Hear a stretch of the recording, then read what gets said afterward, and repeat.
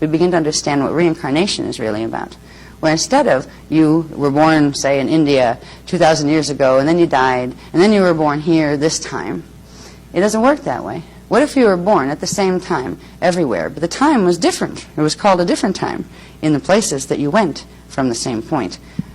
Let's say you left your little haven up in D12 as an avatar and brought yourself simultaneously into what's called the cycle of the rounds.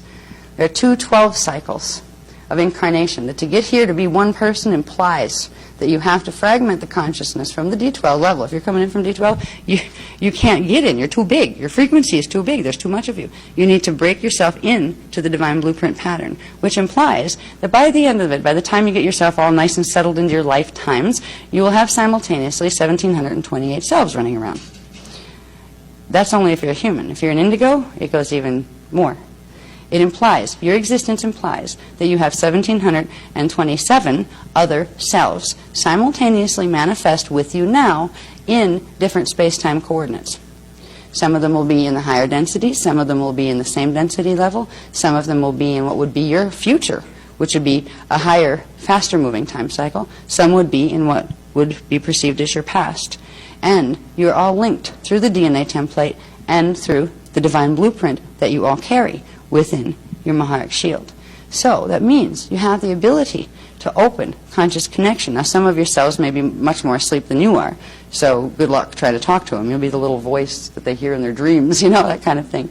But others, if you're here now and working with this kind of work here now, it implies that very possibly you've done a lot of work in some of those other time vectors as well. So you may find parts of yourself very willing to say, hey, I finally got your attention, did I? Yeah. And you can start open dialogues with those other parts of yourself once you realize they're there. But it's very different. It's when it doesn't carry the burden of understanding reincarnation in like kind of the way the Hindu philosophy teaches, where, okay, if you're born into a lousy life this time, it's because you did something terrible last time, and that's your lot in life, and you got to suffer with it. Where karma, it has become, in that system, something to punish people with, or to kind of like say, nee, ain't too bad. You know, you're a serf this time, I don't have to talk to you, I can treat you terrible. It doesn't work like that. What is really happening, karma, is nothing more than if you, in your lifetime, have some shield distortions, all right, scalar wave distortions in your shield. Now, because your shield is linked to the entire shield that is the whole of you at D12, that pattern of distortion can be passed on to other of yourselves in the shield, particularly when the DNA conduits that connect those particular sets of frequencies that correspond to your link with that particular time. When they open as a natural state of your evolution and the other self's evolution, that's when the karmic pattern starts coming up, where part of it's actually we're clearing the distortions out of our own shield so we can get ourselves back whole again and back together again. So it's not that you're doomed to karma and the last thing you need is a lord of karma to fix it for you. Boy, you know, that one's scary. Oh, they'll fix it, all right. They'll fix you good. From now until eternity.